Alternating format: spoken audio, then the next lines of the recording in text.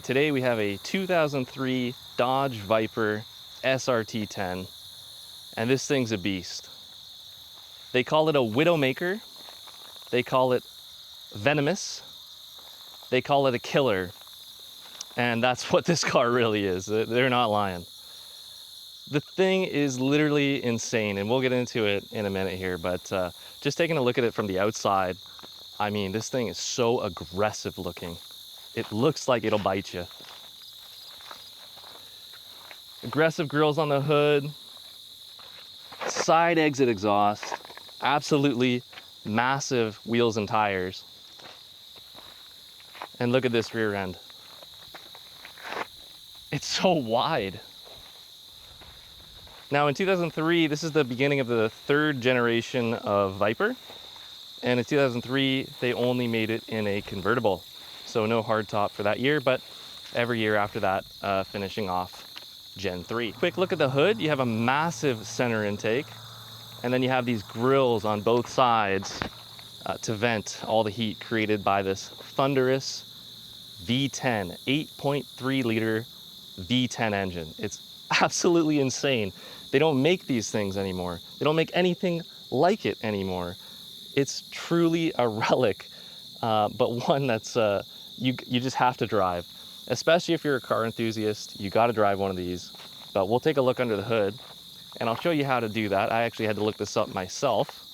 It's actually down here. All right, I found it. So down here under the grill. Let's pop it. There we go. Surprisingly, you have hood struts on this, but I mean, it makes sense considering how big this engine bay is. Looking it down the center here, take a look at those air filters. And there it is, the glorious V10 engine. Fun fact about this engine, it was actually co-developed with Lamborghini because Chrysler owned Lamborghini at the time. So, you know, if you own one of these, you could honestly say you have somewhat of Lamborghini in your car. These engines produce 500 horsepower and 526 foot-pounds of torque, which, you know, considering modern standards, it's not a whole lot, but back in 2003, this thing is an absolute animal. Nobody had ever seen something like this before. Look at how big this engine is compared to the actual length of the vehicle. It's absolutely massive. It's front mid-mounted, so you can see it's further back than right up at the front. And I mean, considering the weight of this, a good thing it's put a little bit further back, or else, you know, it'll be really, really front heavy. But anyway, let's put the top down, or the hood down. Taking a look at the wheels and tires, we have this very simple but elegant looking 10-spoke design on the wheels, truly a timeless design. And the tires, this has 3 45s on the rear and 2 75s on the front. They're absolutely huge. Again, back in 2003, this was basically unheard of. Like 345, it's big in today's standards, but back then it was just insane. Now in the earlier generations of the Viper, the side pipes were actually exposed. So when you were leaving the car, you could seriously burn your leg. But in the newer generations, they covered that up, rightfully so, to kind of prevent that further. All right, let's head inside this beast and take a look at the interior.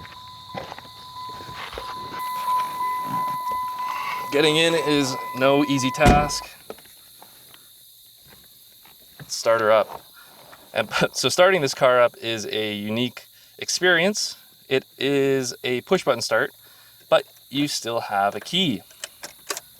So you put the key in the ignition, turn it forward, and then clutch in and brake and push the start button. Taking a look around, it is super simple in here. It's almost archaic Chrysler technology. You have the bog standard radio with CD player that I'm pretty sure I had in my 1998 Jeep TJ. Same thing with the air conditioning. It's their bog standard switchgear. The door locks, the window switches, it's all very basic. You have no Apple CarPlay, you have no Android Auto.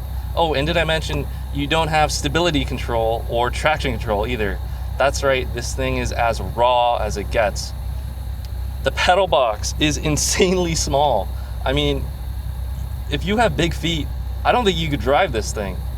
You actually have to think about what footwear you're wearing when you're driving this car. The shifter is insanely tough to move. It is a Tremec, so it could take a beating. The clutch is like driving a tractor. It's so heavy. Yeah, how about we go for a drive?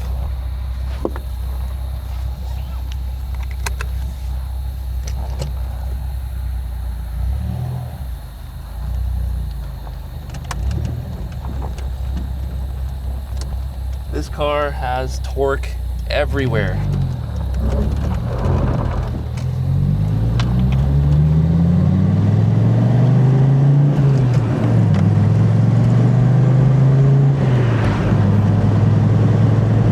I can hope you hear me over the wind. Let's put my driver's side window up.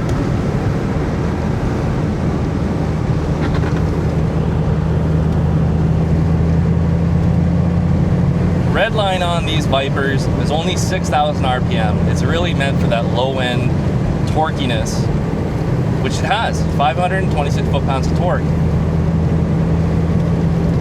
This is a car that has to be respected. You can't drive this like an idiot. If you do, you're gonna end up bent around a telephone pole. Everyone's heard of those stories about these Vipers.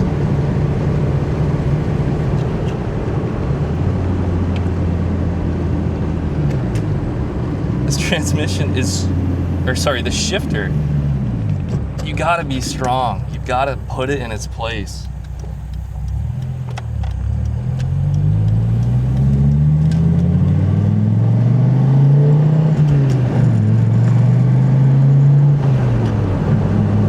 It's almost on an angle, which is kind of hard to explain. Like, it's almost like the shifter is angled to the right, like the actual gates themselves, but the shifter, the stick, is angled to the left. So you have to kind of figure it out, and you're gonna miss third a few times when you first start driving one of these. But once you get the hang of it, it feels really good, honestly. The throws are insanely short.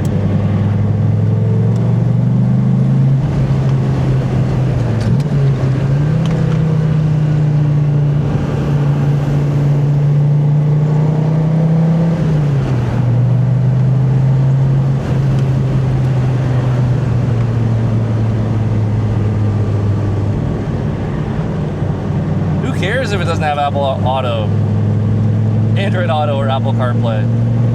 Listen to that V10.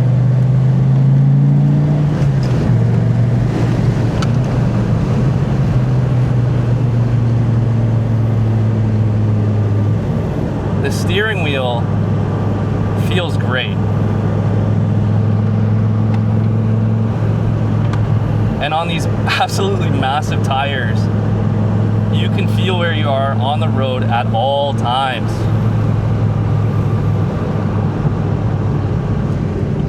Oh, squirrel. Doesn't want to get bit by a snake.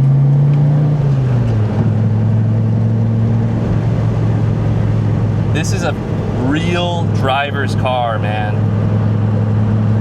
Old school cool.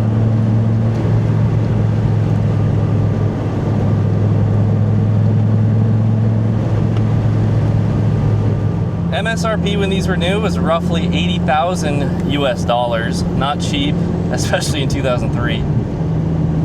Nowadays, you can pick them up between 40, 50, 60K, and they're rising. It makes sense too. Like, where are you ever gonna get a V10 Roadster anymore? It's never gonna happen. No company in their right mind is gonna produce one of these ever again.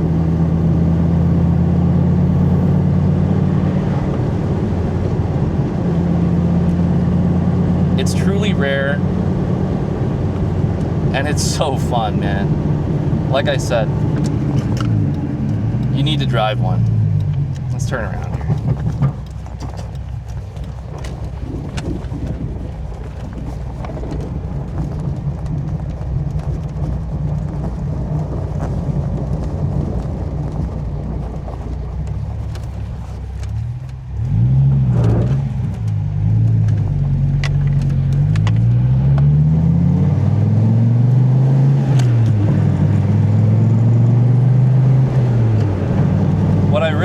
about this car is it's no bullshit attitude. The steering wheel is so barren, but that's how it should be. It should be all about the steering. The gauges are gauges. You have the tack right in front of your face, driver focused.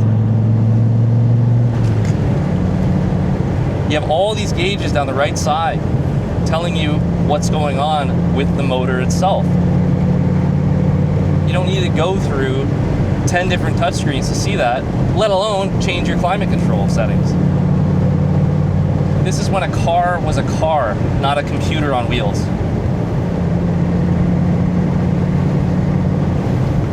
No drive modes, one drive mode. Crazy. This thing puts a smile on your face.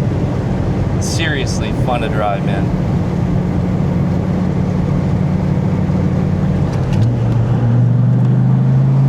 You have torque everywhere.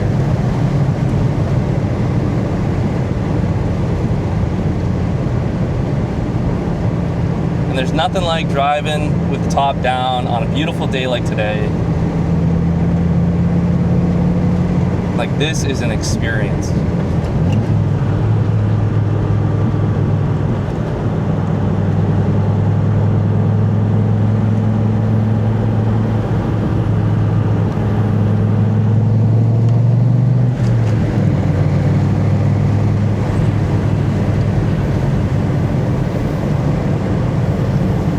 One of the cons of these cars, though, considering how big these tires are, is it loves a good road. It loves a, nicely paved road like we're on right now. But the second you get into, any bumps, any undulations, any rocks, it'll make you hate it a little bit, to be honest. It'll pull you with the undulations. Like, it'll pull you side to side. It tram lines like crazy. So if you can avoid bad roads in this car, you're gonna have a lot of fun. But if you live in an area where it's kind of all bad roads, you need to take the time to drive out to those good roads, because it'll make the world of a difference.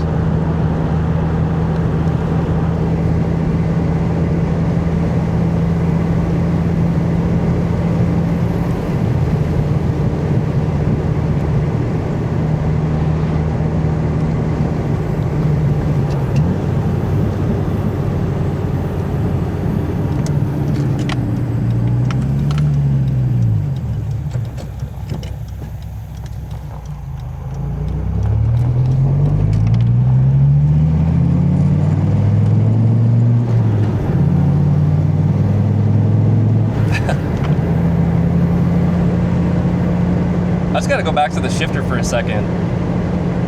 It's so heavy. I know I already said that, but it's so freaking heavy. You really gotta get used to it. And you don't really shift it like any other car where you kind of have your hand over the top of it. You have to kind of grasp it, almost like a shotgun grip. And it kind of sounds like a shotgun when you're moving it too. When you're upshifting, it's like boom. And we'll do that right now. Boom.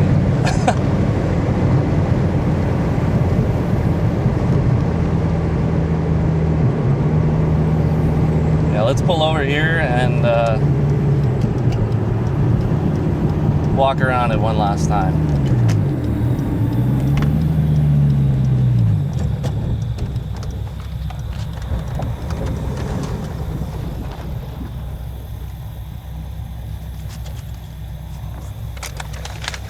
Keep her running.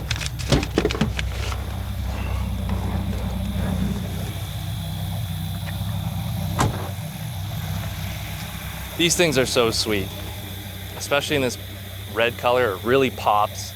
It's undeniably a Viper. If you see this down the road, coming down the road, it has a presence to it. Like, anyway, let me know what you think about this Viper. Do you think it's antiquated? Do you think that this shouldn't be what a driver's car should be? Let me know.